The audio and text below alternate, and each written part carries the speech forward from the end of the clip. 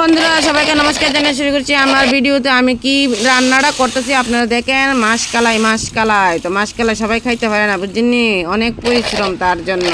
তো আমি এটা একটা বলে মধ্যে লইছি, লিয়ে সেটা দইয়ে সেটা ভালো করে ভাজি করে এই যে ঘিয়ের মধ্যে চূরণ দেলা যাচ্ছি, চুরা টুরা কারুম কায়রা ঝাড়ুম জায়রা সাতু কুড়ুম কুইটা সাইরা এবার কড়াইয়ের ভিতরে এই যে দেখতে পাচ্ছেন এই মাছের মাথাটা হইলো 1 কেজি, একটা বড় একটা ঘাস কেবার মাথা আনছে। তো এটার আমি কোনো ক্রমে এটার মাতাল করতে পারতেছি না। তো লাস্ট পর্যন্ত আমি থৈরেক্কা দিলাম।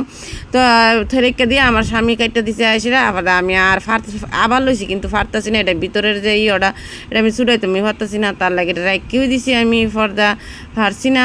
আমার স্বামী আইসে সেরা এটা ইয়ে করছে। আবার গরম জলে আমি ফুটাই মানে বগলা তুলি না, গরম জলে আমি মাছের ডালি দিয়ে লাইলাম, দিয়ে টিয়া সব মাছটি আলাদা মজা সাইরা যে মাত্র ফুটা টুটা হয়ে গেছে তারপর তা সম্বাস দিলাম, তারপর তা ঢাইলে লাইলাম, তারপর তা খাইলাম।